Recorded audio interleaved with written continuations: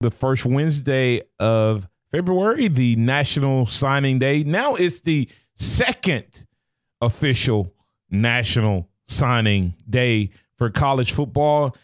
We thought that the early signing period with 70% of like ESPN's top 300 being off the board, that it would take away some of the drama of the recruiting. Actually, it's probably made it even more interesting as Alabama knows that they only have limited spots in the class. And as a result of that, not able to take as many guys. Is that having an impact on Alabama? I would say yes. If Alabama had their full allotment of players, would they be in a different boat? Absolutely. But the question is, how important is it that Alabama sign a quarterback in this class? It looks like Alabama was putting a high priority on it. They spent a lot of time with Emory Jones, who ended up going to the Gators, and Mullins, who is probably a perfect fit for Emory Jones' skill set. But that then, James, it's almost like Alabama's caught in this quandary of what type of quarterback are they going to go after. You know, they started recruiting a James Foster, kid out of Montgomery, more of a dual threat quarterback, not as polished with the passing game. Then they moved from there to Brock Purdy out of Arizona, and then the Brevin White kid out of California, two pocket-style quarterbacks. So how much of what Nick Saban is looking for is impacting what's going on with the quarterback position? And is it mission critical, James, that they get a quarterback? I heard last night on the Zone, the guys were pretty, they didn't, not all of them necessarily agree, but it was not a big debate over this statement when it was made. And that was, one of the quarterbacks is gone after the spring. One of the quarterbacks is gone after the spring. Now, I do like the fact that they didn't just give Tua the job, which a lot of people have. I think Jalen's going to come out and battle for this job, and I think it's going to make Tua better, and definitely going to have to make Jalen better if he's going to win the job back. Will one of those guys leave? And if they do, you're now down to Mac Jones as your backup, and Alabama this weekend missed on Brevin White, the kid who was committed to Princeton, stuck with his commitment. Brock Purdy appears to have been offended. He's saying, I'm gonna eliminate Alabama. Now, the question is, did Alabama eliminate him or did he eliminate Alabama? I don't know. That's the question. Did he eliminate Alabama?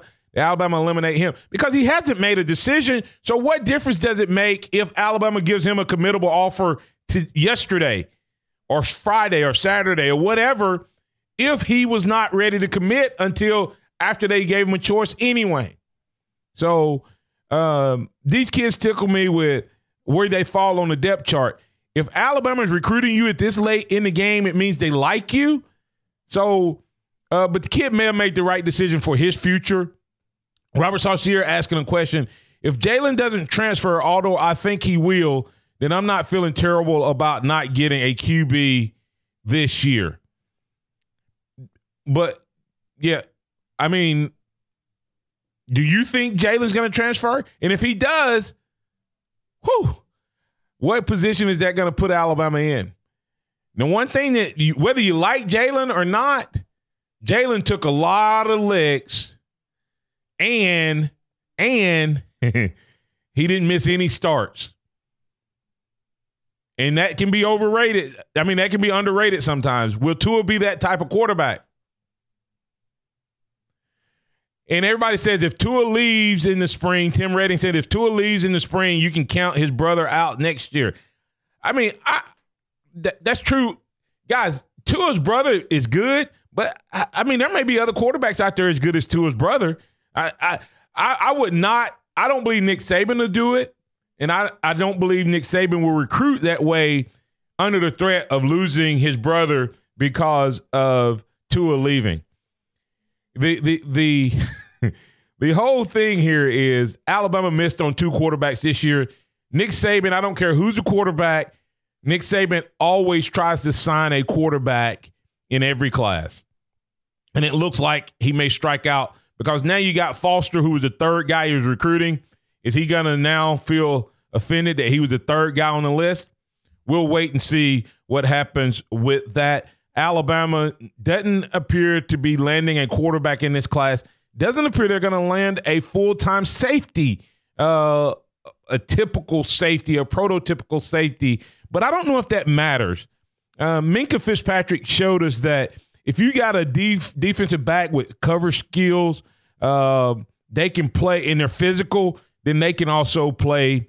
And many people saying Josh Jones may be the most likely candidate out of this class that could become a Minkah-type player playing both safety and cornerback, maybe filling in that star role. But there's a couple guys on this staff already, on this roster already, who will be able, I think, to step in, not fill Minkah's shoes completely, but give Alabama some serviceable minutes in terms of what Minkah did at that position. So I'm not counting on the freshmen to come in and replace Minkah. I'm hoping there's some guys already on this team that are ready to step in and play. Maybe you get a Trayvon Diggs and the Savion DB out that committed from junior college. That's your corners. Maybe Deontay Smith kind of becomes the Minkah, and then the other guys fill in at the other safety positions. So we'll see what happens with that in terms of Alabama in the recruiting. But they lost out on Leon O'Neal. He was going to take an official visit. He canceled last minute, so that seems to be another point of bad news for Alabama. And then when you look at the linebacker position, still no firm word on Quay Walker, no firm word on Vernon Jackson. Those guys still taking a visit, still looking. They're still committed, but they're not committed, if that makes sense. They've given a verbal commitment, but they're still out there shopping around. Could Alabama end up, if they keep everybody and land a couple big guys in terms of the DBs, they'll end up back at the top of their class, James? But it is not. This is one of those times where you got two inside linebackers. You think both of them could possibly flip. That's why Alabama is recruiting. One of the visits they had from this weekend was a young man, Jalen, who Jalen Moore, I think is, I'll find it. Jalen, he's a new kid that has jumped on the bandwagon, I should say. Alabama's jumped on him in terms of recruiting. So he'll be here in town, or was here in town this past weekend, and he's the linebacker that they're looking, if they lose one or both of the linebackers, Quay Walker and Vernon Jackson, he's the guy that they're looking to replace him. Robert Saucier saying Walker is a gone man. Most people do think that Quay Walker is gone. That's why I'm surprised that I'm just thinking, James, Nick Saban, he's going to pull, he does it every year. There's some surprise or something somewhere that he's waiting to drop the shoe, as they say. And is it the fact that everybody has assumed that Quay Walker is gone? Has Nick Saban gotten a private commitment from him that says, hey, let the scuttlebutt stay out there, but he's in? Or is it a couple of these DBs? There's something coming big for Alabama that nobody's expecting. Are they going to land two top five five-star DBs? Is it the linebacker? What's going on with the recruiting? I don't know, Martin, as far as maybe what's going on with recruiting, but just about with anything under Nick Saban, you just learn over time with just what he's produced that, hey, if just let him take care of things, just trust what he does, and usually good things will happen. Yep, good things generally do happen. This weekend and last weekend going into signing day, Alabama did not have a big week as Brevin White, the quarterback, stayed with his commitment to Princeton. Brock Purdy, the quarterback out of Arizona, saying, hey, I'm eliminating Alabama from consideration, either going to Mississippi State or Texas A&M. The DB, Leon O'Neal, canceling his official visit. Do those things mean anything in terms of Alabama, in terms of where they finish in recruiting? Or does Nick Saban have a couple of big-time commitments coming? And will he lock in Quay Walker? Well, we'll know the answer to that in just a couple of days.